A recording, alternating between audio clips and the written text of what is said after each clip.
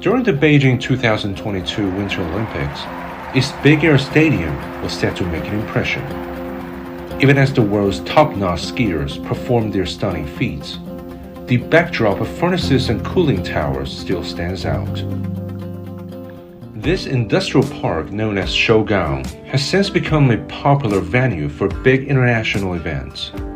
Just as we speak, over 2,000 enterprises across the globe are gearing up to gather in this former steel mill to put up an international fair for trading services. So, how does the once largest steelmaker in Beijing end up in a postmodern complex for tourism and international gatherings? The name Shougang literally refers to the Capital Iron and Steel Corporation, and it was an integral part of China's quest for industrialization. In the 1990s, Shougang was ranked first in steel output in the country. However, in the run-up to the Beijing 2008 Olympic Games, Shougang's production sector in the nation's capital had to be relocated under a national strategy to fight air pollution. A metamorphosis is on the horizon.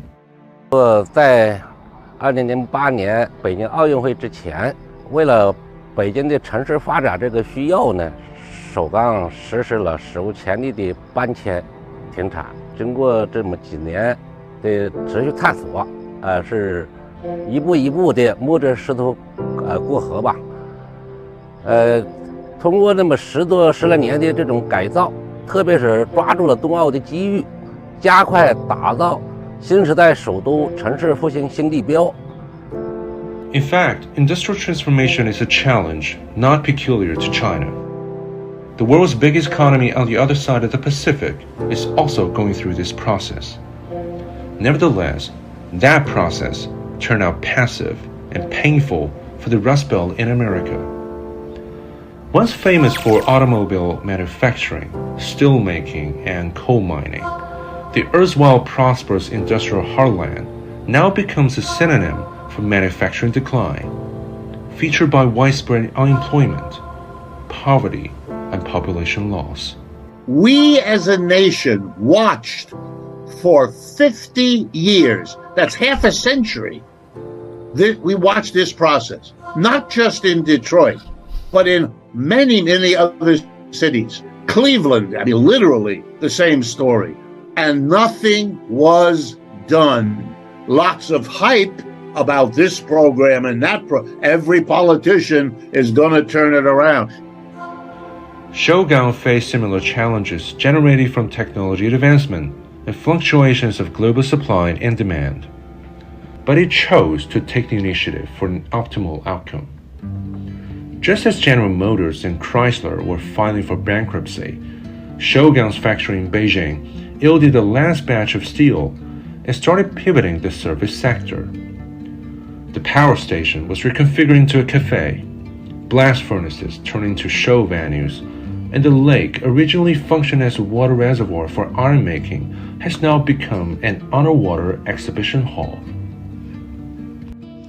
Still, today's industrial park retains a small portion of production capacity, not for steel, but soda. Once a popular beverage for the 200,000 factory workers, Shougang Soda is making a comeback and shooting for a share in the market. During the last international fair for trading services, 10,000 bottles were sold on a daily basis.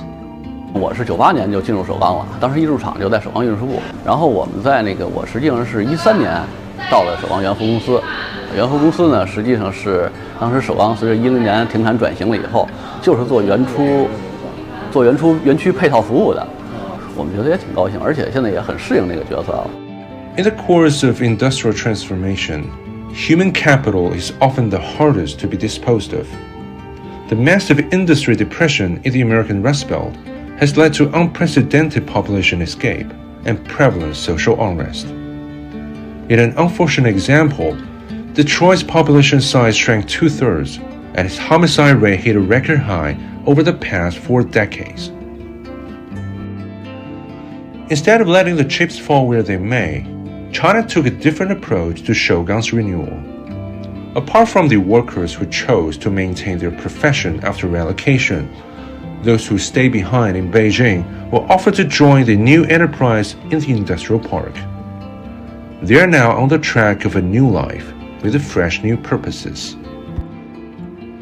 What happened to Shogun Park is an answer to the post-industrial challenges many countries are now grappling with. The question of air quality prompted the transformation, and there is always the need to change. But the change is impossible without vision, innovation, and the human touch that transcends time and space.